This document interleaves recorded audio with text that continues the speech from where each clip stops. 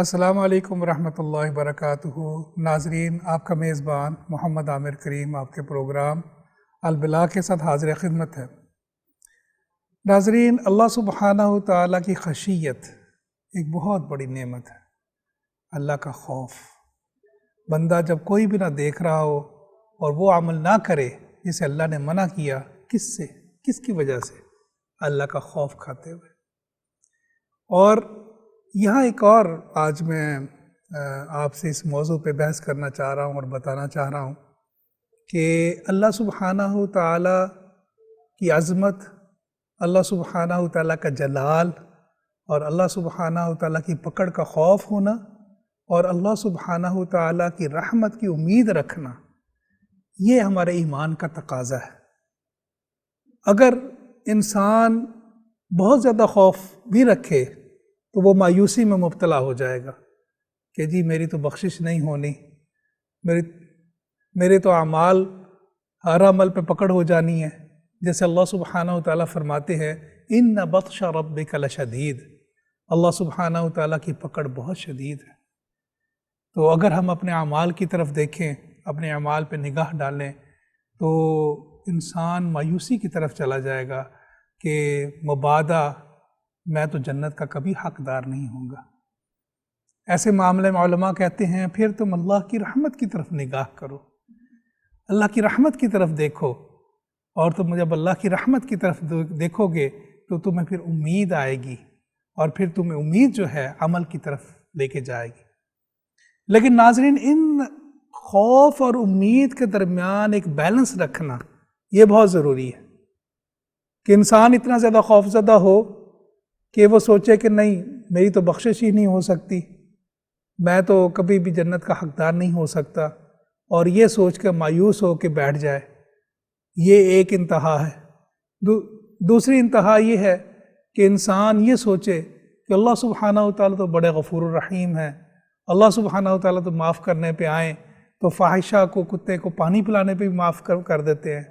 حدیث میں آتا ہے رسول اللہ صلی اللہ علیہ وسلم نے فرمایا کہ فاحشہ خاتون تھی پرانے وقت میں بنی اسرائیل میں، اور اس نے ایک پیاسا کتا دیکھا اور اس نے اس پر رحم کھایا اور پیاسے کتے کو پانی پلایا۔ اللہ سبحانہ تعالیٰ کو اس کی یہ ادا پسند آ گئی، اللہ نے اس کے گناہ معاف کر کے اس کو جنت کا حقدار کر دیا۔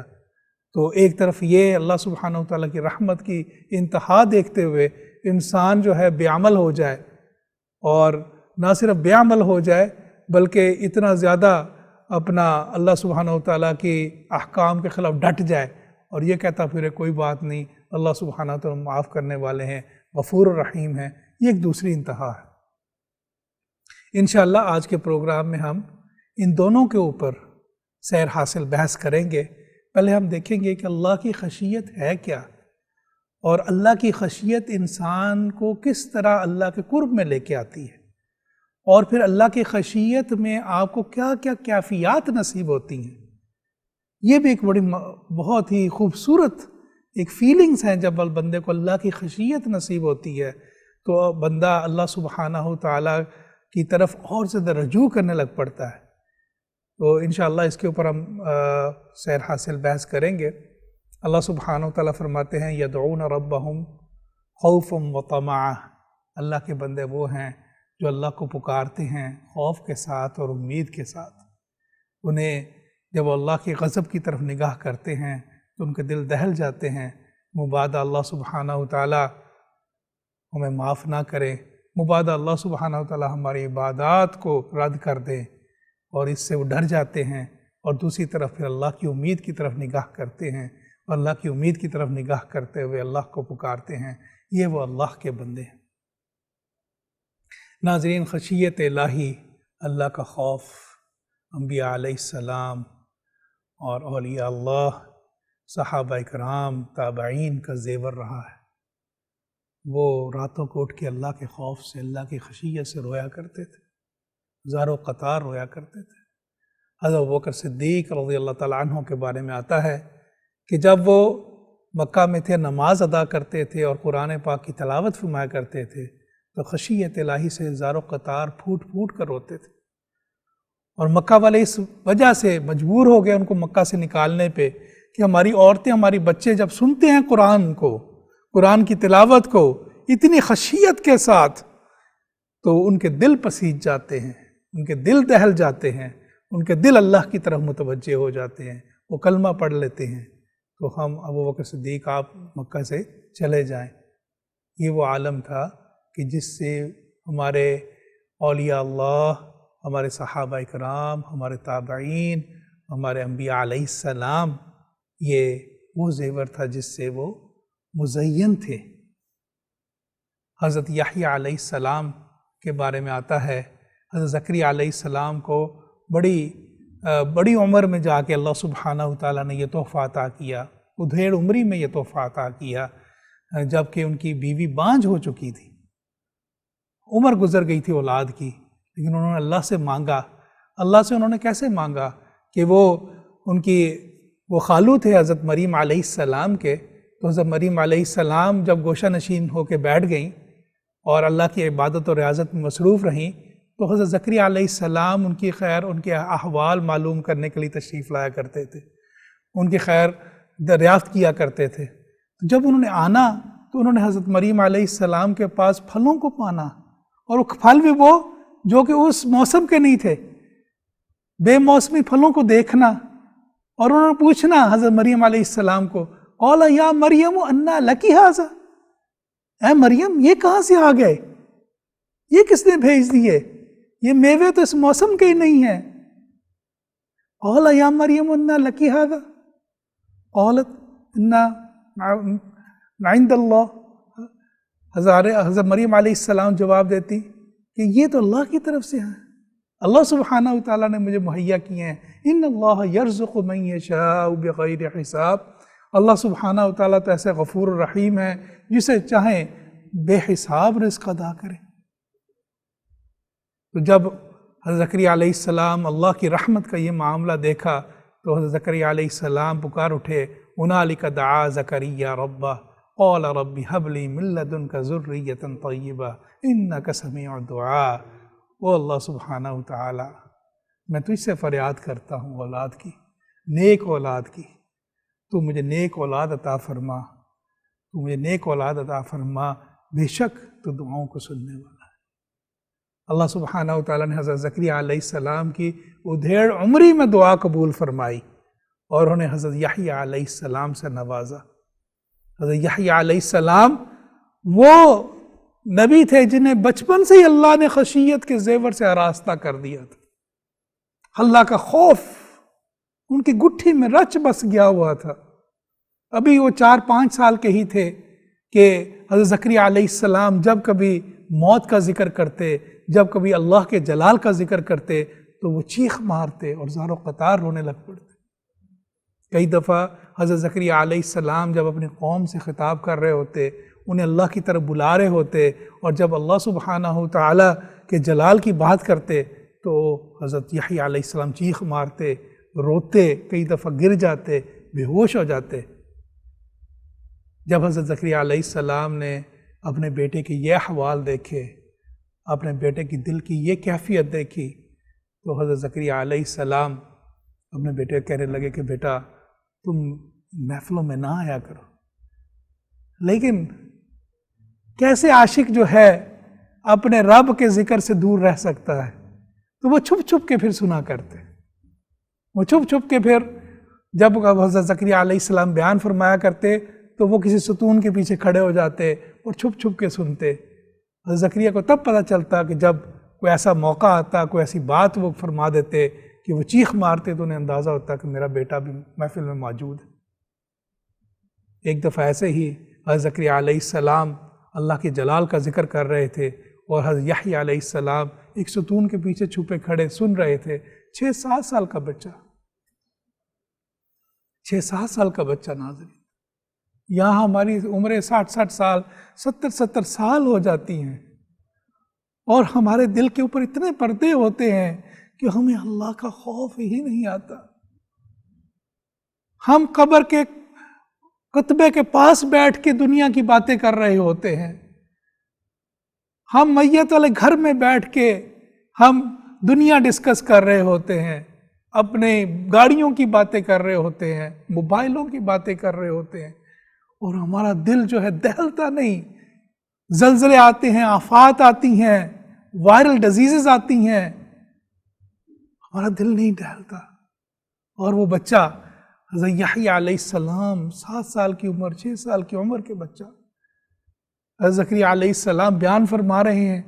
اور جب انہوں نے اللہ کے خشیت کی، اللہ کے خوف کی بات کی، اللہ کے جلال کی بات کی، تو حضرت زکریا علیہ السلام نے چیخ ماری اور دوڑ پڑے اللہ کے خوف سے. روتے ہوئے محفل سے چلے گئے، جنگل میں نکل گئے. جنگل میں نکل گئے اور ایک غار میں زار و قطار رونے لگ پڑے. ادھر حضرت زکریا علیہ السلام دیکھا گھر پہنچے، بیٹا نہیں ہے گھر پہ. انتظار کرتے رہے، بیٹا کدھر ہے؟ بیٹا نہیں آیا. 1 دن ہو گیا، 2 دن ہو گیا، 3 دن ہو گئے. ماں باپ بیٹے کی تلاش میں نکلے.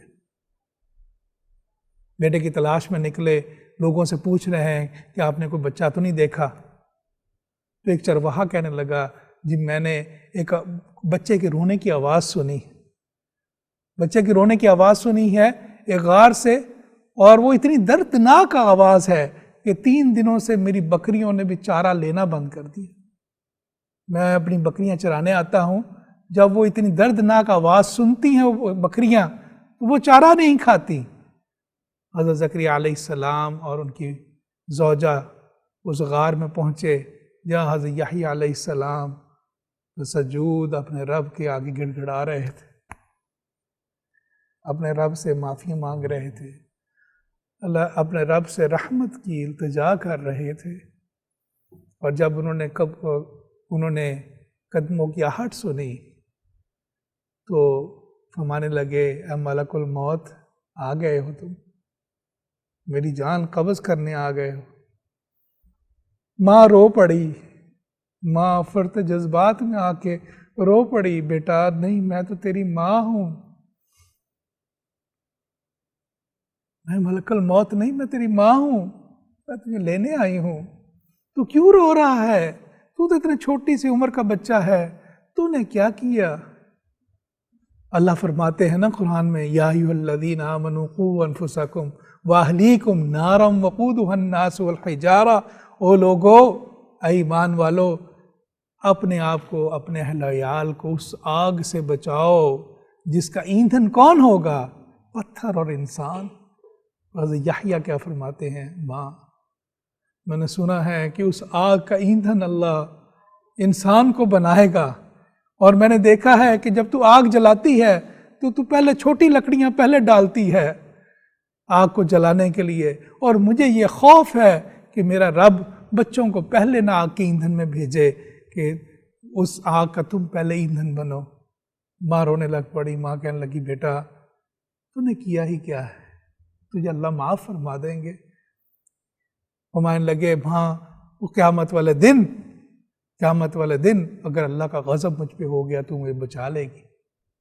ماں کہنے لگی، نہیں. حضرت یحییٰ علیہ السلام فرمانے لگے، تو پھر مجھے رونے سے کیوں روکتی؟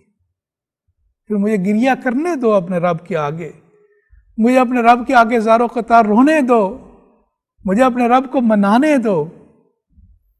حضرت ابو ہریرہ رضی اللہ تعالیٰ عنہ فرماتے ہیں، نبی پاک صلی اللہ علیہ وسلم نے فرمایا، لا يدخل النار من بكى من خشیت اللہ حتی یلج اللبن فی الضرع.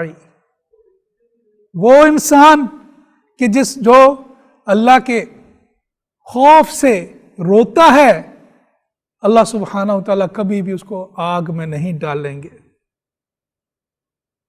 اسے کبھی بھی آگ میں نہیں ڈالیں گے حتیٰ کہ دودھ تھنوں میں واپس چلا جائے. یعنی کہ جیسے دودھ تھنوں میں واپس نہیں جا سکتا، تو جو انسان اللہ کا سے اتنا خوف کھاتا ہے کہ اللہ کے خوف سے اس کی آنکھیں تر رہتی ہیں، اس کے آنسو بہتے رہتے ہیں، اللہ سبحانہ وتعالیٰ کبھی بھی اس کو آگ میں نہیں ڈالیں گے. تو ناظرین، یہ اللہ کا خوف تو مومن کا زیور ہے، اور اللہ سبحانہ وتعالیٰ تو یہ حکم فرماتے ہیں قرآن. اللہ سبحانہ وتعالیٰ حکم فرماتے ہیں قرآن میں، وَخَافُونَ إِن كُنتُم مُؤْمِنِينَ. لوگوں مجھ سے خوف کرو اگر تم مومن ہو. یعنی کہ یہ تو لوازم میں سے شامل ہے، ایمان کا ایک لازمی چیز ہے. آپ اور میں اپنے دل کو ٹٹول لیں، کیا ہمارے دلوں کی یہ کیفیت ہے؟ کیا ہمارے دل میں ایسا خوف راسخ ہے کہ کبھی جب ہم بیٹھے ہوں، اکیلے میں بیٹھے ہوں اور اللہ کی مرضی کے خلاف کوئی کام کر لیتے ہیں کہ نہیں کرتے؟ کیا لوگوں کا ڈر ہے کہ اللہ کا ڈر ہے؟ کیا ایک شاعر خوب کہتا ہے کہ شیخ خلاف شرع تھوکتا بھی نہیں، شیخ خلاف شرع تھوکتا بھی نہیں، پر اندھیرے اجالے چوکتا بھی نہیں.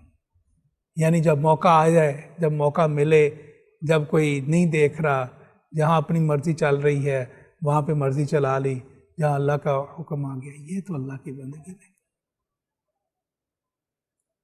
یہ تو اللہ کی بندگی نہیں. اللہ کی بندگی تو یہ ہے کہ انسان اگر مجلس میں ہے تب بھی اللہ کے خوف کے ساتھ ہو، تنہائی میں ہے، خلوت میں ہے تب بھی اس کا وہی معاملہ ہو دل کا، جلوت میں ہے تب بھی اس کے دل کا معاملہ وہی ہو، بال بچوں میں ہے تب بھی اس کے دل کا معاملہ وہی ہو، اکیلے میں ہے تب بھی اس کا معاملہ وہی ہو، کسی ایسی جگہ پہ چلا جائے تو وہاں پہ بھی دل کا معاملہ لوگوں میں ہو، تو دل کا معاملہ اللہ کے ساتھ وہی ہو.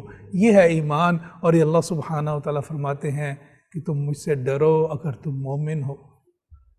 اگر تم اپنے دل میں ایمان رکھتے ہو تو تمہارے اندر اللہ کا خوف راسخ ہونا چاہیے. یہاں یہ بات اب سمجھنے والی ہے ناظرین کہ اللہ کا خوف کون کرتا ہے. آپ مجھ سے پوچھیں کہ میں اپنے بچوں میں یہ چیز میرے بچوں میں آنی چاہیے کہ میرے بچے اللہ سبحانہ و تعالیٰ سے خوف کھائیں، اللہ سبحانہ و تعالیٰ کا خشیت کا وہ عنصر ان میں موجود ہو، وہ کیسے آ سکتا ہے؟ اس میں ناظرین یہ ہے کہ خوف علم سے آتا ہے. اگر انسان کو علم نہ ہو کسی چیز کا تو اسے خوف کیسے کھائے گا؟ اگر کسی چیز کے بارے میں معلومات نہ ہوں، اگر اللہ سبحانہ و تعالیٰ کے اوصاف کا علم نہ ہو، اگر اللہ سبحانہ و تعالیٰ کی ذات کی معرفت نہ ہو، جان پہچان نہ ہو، تو انسان اللہ کا خوف کیسے کھائے گا؟ تو یعنی کہ خوف کے لیے علم کا ہونا ضروری ہے. اگر ہم اپنے بچوں کو نہیں پڑھاتے، اپنے رب کا تعارف نہیں کراتے، قرآن سے متعارف نہیں کرتے. رب کا تعارف ہے کیا؟ رب کا تعارف قرآن ہے. جب آپ قرآن پڑھتے ہیں، قرآن ہمیں بتاتا ہے کہ تمہارا رب کون ہے، تمہارا رب کیسا ہے، تمہارا رب کیا اختیار رکھتا ہے. یہ ہمیں کون بتاتا ہے؟ یہ قرآن پاک کی تعلیم بتاتی ہے. انما یخشی اللہ من العباد العلماء. اللہ کا خوف کون کرتے ہیں؟ اللہ فرماتے ہیں بے شک میرا خوف میرے بندوں میں علم والے کرتے ہیں، جنہیں اللہ سبحانہ و تعالیٰ علم دیتا ہے. اس کا مطلب یہ ہوا کہ بچوں کو دینی تعلیم دینا بے حد ضروری ہے. بچوں کو کم از کم ایسی تعلیم جس سے کہ انہیں اپنے رب کا تعارف ہو جائے، اپنے نبی کا تعارف ہو جائے، اپنے عقیدے کی پہچان ہو جائے، اپنے دین کے ضروریات کا علم، یہ لازم ہے. اگر ہم وہ نہیں دیں گے تو ان کے اندر خشیت کا عنصر کبھی بھی پیدا نہیں ہو سکتا. اللہ سبحانہ وتعالیٰ فرماتے ہیں ان فی خلق السماوات والارض واختلاف اللیل والنہار لآیات لأولی الالباب الذین یذکرون اللہ قیاما وقعودا وعلی جنوبہم ویتفکرون فی خلق السماوات والارض ربنا ما خلقت هذا باطلا سبحانک فقنا عذاب النار. بے شک زمین و آسمان کی تخلیق اور دن اور رات کے آنے جانے میں عقل مندوں کے لیے نشانیاں ہیں. جب وہ دیکھتے ہیں، کائنات پر غور کرتے ہیں تو یہ نشانیاں ملتی ہیں، اور پھر وہ کیا کرتے ہیں؟ اپنے رب کو یاد کرتے ہیں، اپنے رب کو کھڑے ہوئے، بیٹھے ہوئے، کروٹوں پہ لیٹے ہوئے اپنے رب کو یاد کرتے ہیں. اور رب کو یاد کرتے ہیں، تفکر کرتے ہیں کائنات کی تخلیق پر، اور کہتے ہیں اے رب تو نے یہ چیزیں باطل نہیں بنائی، بے مصرف نہیں بنائی. یہاں تو میز بے مصرف نہیں بن سکتا، کوئی ٹیوب لائٹ بے مصرف نہیں بن سکتی، چھوٹی سی سوئی بے مصرف نہیں بن سکتی، تو نے اے رب اتنی بڑی کائنات کیسے بے مصرف بنائی. اور جب وہ یہ دیکھتے ہیں اور کہتے ہیں کہ یا رب تو نے یہ کائنات بے مصرف تو نہیں بنائی، یا اللہ ہمیں معاف کر دے، تو غفور الرحیم ہے. دل کی کیفیت یہ ہوتی ہے جب بندہ علم حاصل کرتا ہے. اسی لیے اللہ سبحانہ وتعالی بار بار فرماتے ہیں افلا یتدبرون القرآن ام علی قلوب اقفالها. کیوں تم غور نہیں کرتے قرآن پاک کے اوپر؟ کیوں تم میرے کلام کو نہیں دیکھتے؟ اس پہ غور کیوں نہیں کرتے؟ کیا تمہارے دلوں پر تالے پڑے ہوئے؟ ہم اللہ کے کلام کو دیکھیں، اللہ کو پڑھیں، اللہ کے کلام کو پڑھیں. اور میں یہ گزارش کرنا چاہتا ہوں ناظرین، یہ لازم ہے، یہ ہمارے اوپر فرض ہے کہ ہم اپنے بچوں کو دین کے ضروریات کی تعلیم ضرور دیں، اور اس علم کے بغیر انہیں اللہ سبحانہ وتعالیٰ کا تعارف نہیں ہو سکتا. اگر آج بچے اتنے بے باک ہو رہے ہیں، اگر آج بچے جو ہیں قرآن و سنت کی جو بھی ان کے احکام ہیں ان کی پرواہ نہیں کرتے، بلکہ مذاق اڑانے لگ پڑے ہیں، بلکہ کچھ ایسے احکام ہیں ان کے اوپر کہتے ہیں عقلی دلیل پیش کرے، یہ کیا بات ہوئی، یہ تو آپ بڑی جاہلوں والی بات کر رہے ہیں، معاذ اللہ معاذ اللہ. بغیر کسی حکمت کو جانے ہوئے بات کرتے ہیں کہ اللہ نے یہ کیوں کر دیا، اللہ نے یہ کیوں کر دیا، اللہ نے یہ کیوں کیا. کیونکہ علم کی کمی ہے، علم کی کمی ہے. اگر ہم پہلی تو بات ہے کہ بچوں کو مدرسے کی طرف لگاتے نہیں، بچے کو دین کی تعلیم دیتے نہیں. اگر دیں بھی تو ہمارا زیادہ کیا مطمع نظر ہوتا ہے کہ بچہ قرآن پڑھنا سیکھ لے. کہ اللہ سبحانہ وتعالیٰ نے اپنا کلام صرف پڑھنا، اس کو سمجھنا اور اس پہ عمل کرنا، یہ تو ضروری چیز ہے. تو ناظرین، اس پروگرام کے وساطت سے میں آپ سے یہی گزارش کرنا چاہوں گا کہ اپنے بچوں کو دینی تعلیم کے اوپر بہت زیادہ توجہ دیں. اگر آپ چاہتے ہیں کہ آپ کے بچوں کے اندر اللہ کا خوف ہو، اگر آپ چاہتے ہیں کہ وہ اللہ کے بندے بنیں، بندگی والے اللہ کے بندے بن جائیں، تو پھر انہیں تعارف کرائیں قرآن پاک سے، اللہ کے کلام سے تعارف کرائیں. اللہ کے کلام سے جب تعارف کرائیں گے تو انہیں اللہ کا تعارف نصیب ہوگا. انہیں نبی صلی اللہ علیہ وسلم کی شخصیت کا تعارف کرائیں. جب ان کا تعارف انہیں ملے گا تو انہیں اللہ کا تعارف ملے گا. انہیں اللہ کا تعارف ملے گا تو انہیں اللہ کا غیظ و غضب، اللہ کی خشیت کا اندازہ ہوگا. اور یہی سب سے بڑا زیور ہے. ناظرین، بریک کا وقت ہو رہا ہے، وقفے کی طرف چلتے ہیں. وقفے کے بعد اس موضوع کو جاری رکھیں گے. امید ہے کہ آپ ہمارے ساتھ رہیں.